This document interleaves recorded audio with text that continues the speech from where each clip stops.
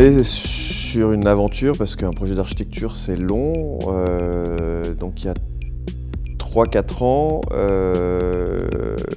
Nicolas Nonon, le client, m'appelle pour savoir si on peut visiter ensemble un lieu situé dans vraiment le Paris faubourien, en plein cœur du 9e arrondissement, avec cet urbanisme assez dense, les rues étroites, et on a ce petit immeuble de bureaux. Et très vite, on se rend compte, en regardant un petit peu les dimensions, l'orientation aussi, qu'on peut vraiment avoir quelque chose d'assez adapté pour transformer cet immeuble de bureau en hôtel. 40 chambres se dessinent assez rapidement.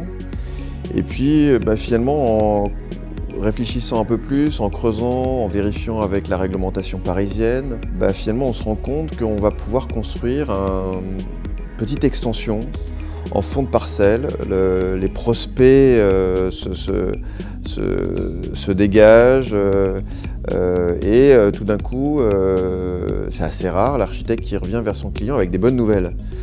J'ai 10 chambres supplémentaires. Finalement, cette extension va aussi guider tout le développement du projet autour de cette course qui va devenir finalement l'identité même de ce projet hôtelier, en se disant, voilà, on est dans Paris, plusieurs fois ça nous arrive de pousser des porches, d'arriver dans des petits coins charmants où il fait bon vivre, il y a quelque chose qui se passe d'assez unique.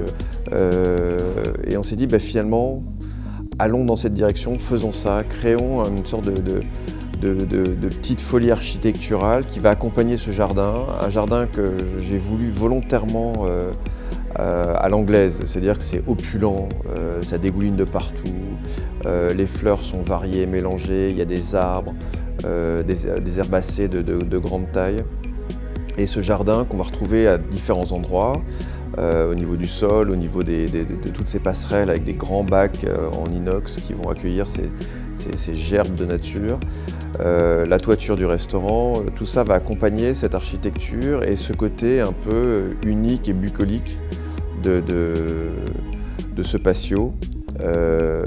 Petite et future curiosité parisienne où il fera bon venir comme touriste, mais aussi comme résident du quartier. C'est-à-dire que pourquoi pas avoir plaisir à venir prendre mon café le matin, etc. La chance également d'accompagner ça avec un niveau inférieur qui aujourd'hui accueille un vrai bassin de nage, un centre de sport, du soin, hammam, massage, etc. Voilà, je me dis, voilà, j'ai fait une dizaine de longueurs, je prends mon café et puis je peux aller travailler dans le coin. Donc cet hôtel, c'est vraiment un futur lieu de vie élargi au plus grand nombre. Alors la décoration accompagne cette curiosité parisienne et met en avant finalement l'idée qu'on se fait de l'élégance parisienne. Et on a voulu mettre ça en avant, réintroduire une notion de décorum avec des vrais stucs au plafond, des vraies matières, des beaux velours, un noyer foncé qui va capoter l'ensemble de la salle de bain, des toilettes. Les objets sont aussi peu nombreux mais choisis avec soin pour à nouveau mettre en avant cette élégance parisienne, l'artisanat qu'on sait y trouver. Et se dire que finalement quand les gens viennent ici, ils viennent rencontrer et acheter du Paris avec un grand P. Dans toutes les sortes de cultures et rêveries partagées qu'on peut avoir dans cette idée de voyage.